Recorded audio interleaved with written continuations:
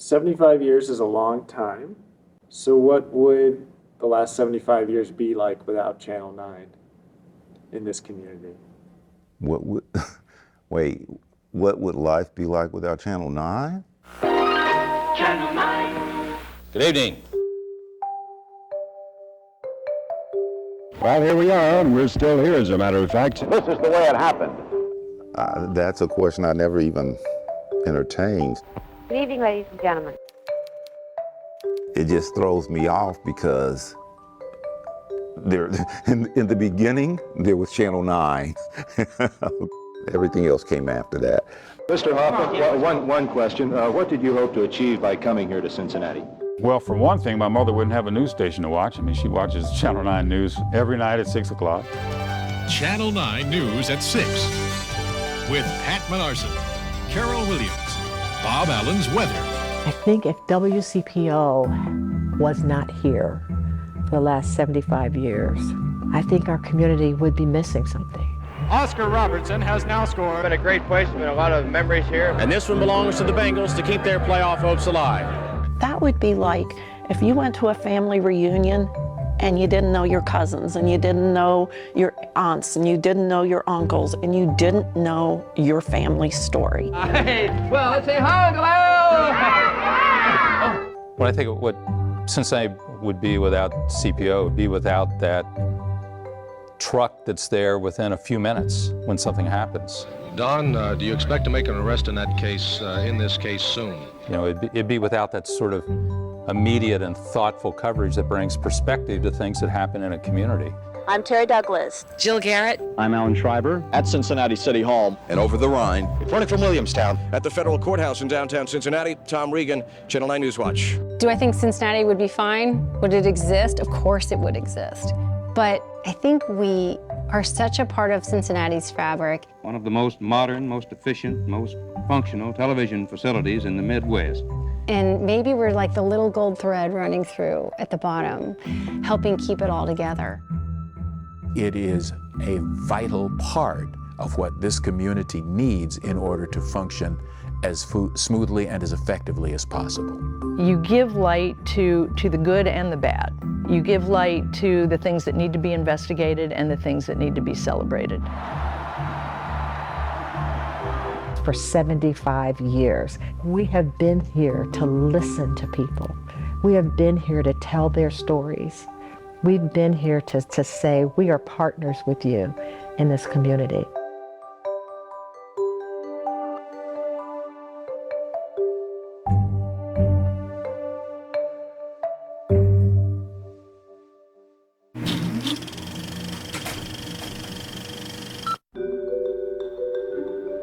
The station was born at a time when mass media was really dominated by newspapers and radio. July 26, 1949. Nobody knew what would come of television. Threw the switch and WCPO TV was on the air. Now all we had to do was figure out what to put in all those hours that we had facing us. Here we are. Well, thank you very much. So many incredible local programs, kids shows. Good morning, boys and girls. Hi, it's Uncle Al. And it didn't take long to see what an incredible platform it would be for local news. 11 o'clock, and time for the Al Schottelkotte News, brought to you tonight and every night with the H&S Pope Company, Cincinnati's quality department stores downtown and the Kenwood Plaza. And now with the news, here's Al Schottelkotte, featured columnist of the Cincinnati Enquirer. Good evening. Well, there was this guy named Al Schottelkotte. Captain Eddie Rickenbacker was in town today, guest speaker at the annual Chamber of Commerce luncheon. I remember 11 o'clock, time for the Al Schottelkotte News. As the verdict was returned, you were both seated next to him as it came in. WCPO and Al Schottelkotte were everything.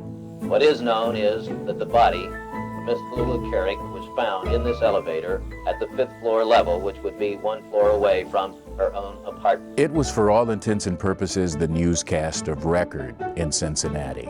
The focus in northern Kentucky at the moment is on the mayor of Newport, Johnny Peluso. They were the 5,000-pound gorilla in local TV news. Keith Pape of 9 News is on live instant cam at the jail in Covington for a report. I used to get so excited when I would see one of the Channel 9 news cars, they were bronze and black Ford Mustangs. But just to see one of those cars around and wonder who was inside, think maybe Jack Fogarty was in one of those cars, or maybe Al Schottelkotte himself was in one of those cars going to cover a story. Good evening. Among special reports on tonight's Hour of News Watch, I was scared to death of Al. He was a strong leader at a time when newsrooms were sort of being developed and growing up. He was everything you heard about being strict. He was super, super strict. Did I say super strict? Super strict. If he would read a script, and if he didn't like it, he'd throw it back to whoever wrote it. I mean, literally throw it. Are you able to say or give any kind of ballpark figure as to what is invested here? He had a unique and very, very insightful news judgment, and he knew what people in Greater Cincinnati wanted to see, what interested them, and what would bring them back. Cincinnati's 800-plus firefighters are being organized for a strike vote that could come between now and Friday. I came here in 1984. Al Schottelkotte was still here, and he made the toss to me, and I immediately called him Nick, hearkening back to my days at Channel 12 and Nick Clooney. And he said, "Oh, it's good to see you too, Jack," hearkening back to the previous sports anchor, Jack Moran. So it was an ignominious start, but we rolled with it. Al could do it. He was good. He was a pro. That's it for now. Until tomorrow night at 11, may it all be good news to you. Channel 9 was on the radar and you couldn't miss it. Channel 9. Let's see, what did I think when I first got here?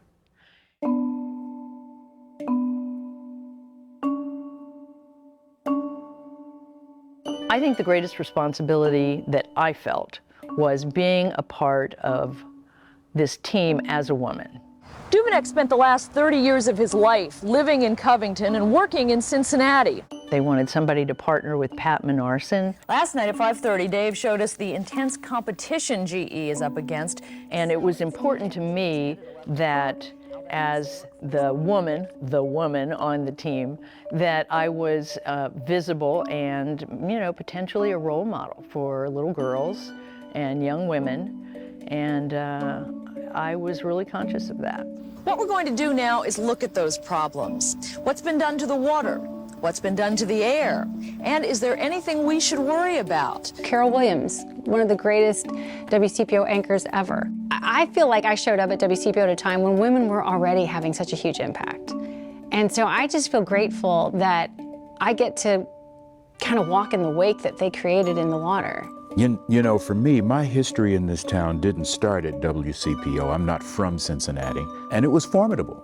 For me being a competitor, this was a formidable place. And so coming here, first of all, to have the job was an incredible honor and an incredible responsibility and also an incredible challenge because there weren't any African-American males in Cincinnati stepping into that role. Good evening. President Bush tonight is asking you to dig deep to help hurricane victims in Florida. The president went on national TV tonight to praise the relief effort. That whole period of Clyde Gray and Carol Williams as a news team, I thought was fantastic. I think it was groundbreaking here in Cincinnati to lead the news in that way. It turns out that a company right here in Cincinnati is positioned to take advantage of the new era of telecommunications. I remember talking to my mother about it, and she looked at things with a spiritual perspective, and she said, "You have really been blessed." And I recognized that. It was a blessing. The additional blessing was that not only did I have the job, but I had the job in a place where I was having a lot of fun coming to work day in and day out. And on top of that, was doing work that I was proud of. I've covered so many stories. We came down to Bond Hill to talk to some kids around here. 2,500 students crammed into a building made for 2,000. The Ohio Department of Transportation says last night's vote means 3 months ago, Melvina Collins, or Mel as her friends called her, Well, there's so many of them, I could spend an hour in here. The nationwide manhunt started closing in on Glenn Rogers here in Waco, Kentucky. Glenn Rogers, the serial killer. I just stuck the camera down in the car, and I was closer than you and I are to him. How many people have you killed, Mr. Rogers? Huh? How many people? I asked a few questions, but he wouldn't respond to them. But he was a mean-looking man. There were a number of stories that were just memorable for very small and in some instances personal reasons. I think about the Flying Pig Marathon and our role in covering it.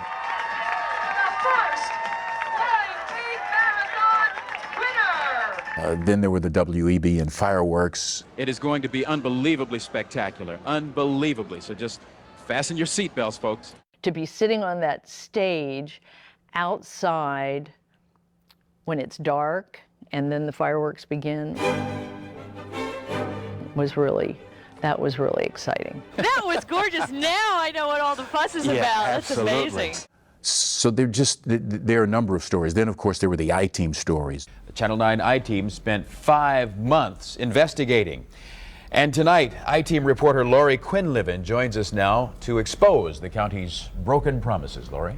I came to Channel 9 in 1995 to lead the I-Team reporting. I knew that the I-Team was a very important institution in the city. We had riots in 2001. Anger and outrage was expressed on the streets of this over-the-Rhine community after word got out that a Cincinnati police officer shot and killed 19-year-old Timothy Thomas around 2 o'clock this morning. This is not a riot, brothers and sisters. This is a rebellion. Ground zero for all of that was Vine Street, which was a street right through the center of our city that was basically abandoned. So our news director at the time, Bob Morford, he said to me, I do not understand why people would be allowed to let their buildings decay like that and deteriorate on Vine Street. Will you find out for me? And I said, yeah, I'll find out. This is a crucial moment in time for the competing visions for Vine Street.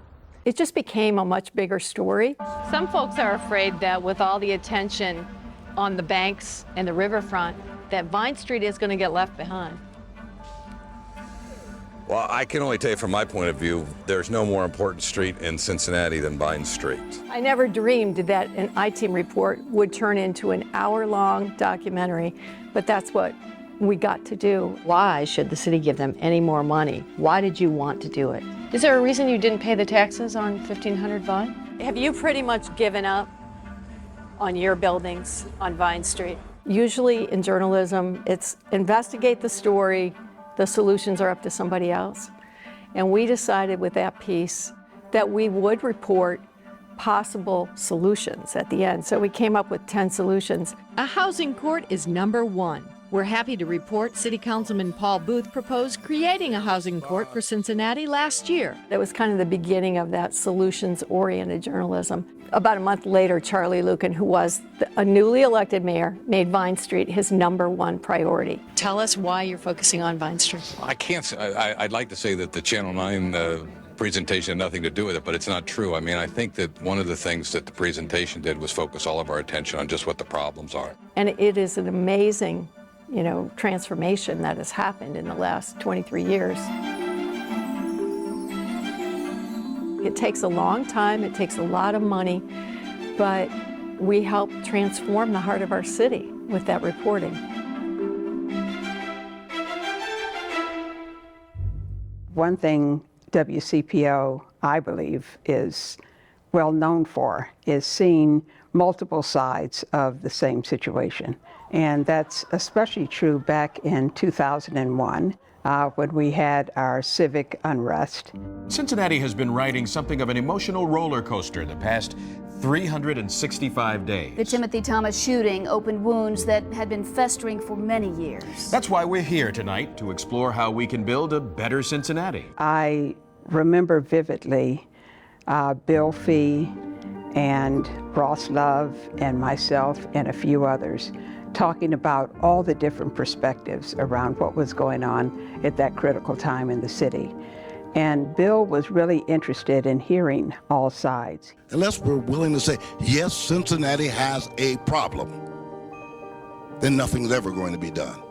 It comes down to ownership and taking ownership of problems, taking ownership of property, and taking ownership of our lives. When you avoid situations that need to be addressed head on and honestly, you end up where we are right now. He sought us out. He sought out voices that others weren't looking to hear from. To hear the different people and the different perspectives of how they feel about what's going on. Me, personally, and watching the TV, it said here, and listening to the pastor from Norwood, I totally agree with his perception of the problem as far as the problem from the heart. It was all perspectives, which is really one of the main principles when you think about inclusion. I think that one theme that's come through is that we need to stay involved in our neighborhoods, and especially we all have a responsibility to stay involved with our young people in whatever way that we can in order to build a better community. A television station is much more than broadcasting. It's much more than delivering the news. There are more than 100 agencies that we can use that can really use your help right now. It's a community partner.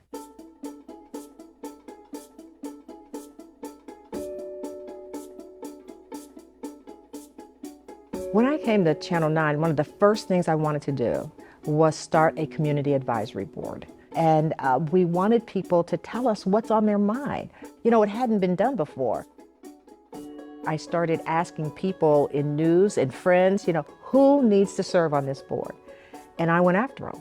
We had the chief of police, we had the fire chief, we had people that work for the city, we had people in education, we had all kinds of different occupations and people. We had community volunteers to serve on our board because we wanted a wide range of thought. It's about taking the people from that community, inviting them into the station, and they tell us what their needs are, what they're working on, what they want from us. That's such a wonderful thing about working in neighborhoods is that you work with the whole community as a whole, and not just individuals. You have a problem, let's just fix that. But it's really the person as a whole and the community as a whole. Mona Morrow, she has been a jewel for WCPO. Her desire to make the community a better place is very evident. When you give a person a voice, you create understanding for their situation and their lives. You create respect for them because no matter how dire a person's situation, they have gifts and talents and positive attributes. So that role as a broadcaster is really, really critical. And it's one that I think WCPO does a beautiful job with. When I was a kid, more like a teenager, I watched the show Black Memo, hosted by Hasker Nelson. He was actually the community affairs director before I came. That public affairs show really inspired me because he was able to get guests, not just locally. He had national and international people coming to Cincinnati to be on his show. In case some of you might happen to be from another planet, we're talking about Nancy Wilson. He did things that, were based on what the community needed and letting the community have a voice.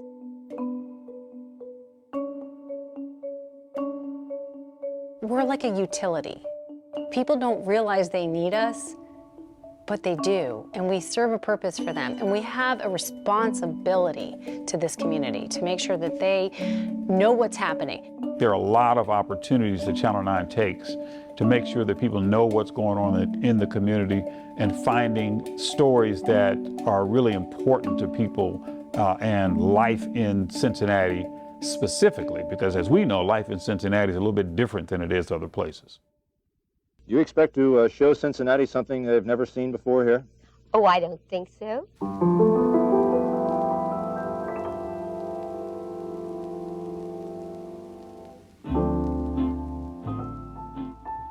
Having been able to look back at it and take that long view of it, the impact of it, that's endless.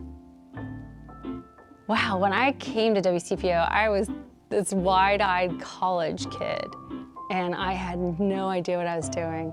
And I was surrounded by these legends You had Carol Williams and Clyde Gray and Denny Jansen and John Popovich. John Popovich is out on the balcony, and he has some thoughts on these championship teams of 75 and 76. Popo? Well, you know, DJ, this is a team that accomplished a great deal. They won 108 games one year. What has changed is how we conduct our business. We have technology that's incredibly different. Our cameras went from this big to sometimes this big. There's been a generational shift. Well, now there's a whole different generation with a whole different perspective and a whole different set of skills. But what hasn't changed is that WCPO is all about its community. Thanks for joining us at 6 o'clock. I'm Tanya O'Rourke. 75 years is a long time, and a lot does change in a community. But I think the role of community journalism, the role of WCPO, is to tell the stories that matter to our community. I mean, do we want to be a community that stays the same? I don't think so. I think we want to keep getting better and better and better. And WCPO tells those stories to help us keep moving forward. Our world is not going to get any less complicated. People are not going to need fewer resources to find out what's going on in their world, in this world. I don't see there coming a time when WCPO and, for that matter, other news outlets as well, start to go away and vanish, because that serves no one's interests. I see WCPO here celebrating its 150th anniversary, and I'm going to be the ghost haunting its halls.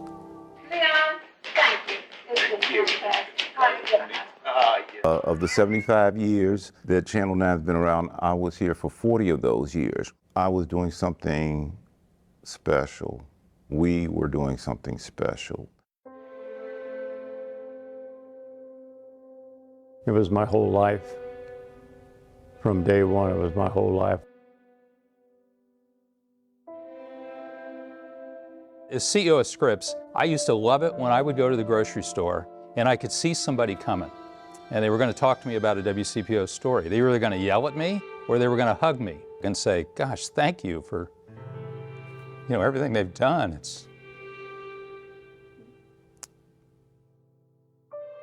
It was home. It was my work home. It was my friend home. It was a place where I learned how to be a better journalist. It's part of my heart.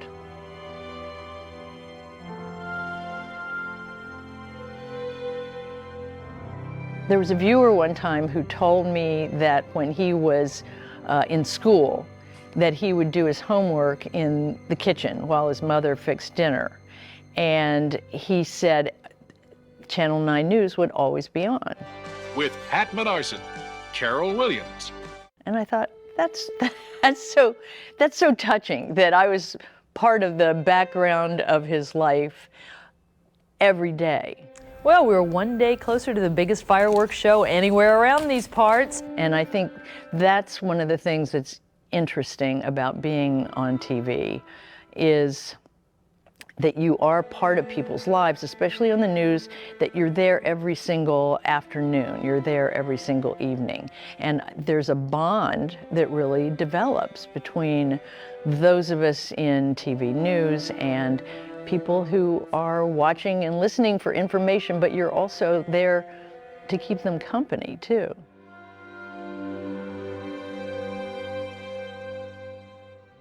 For all of us here at Channel 9, good night.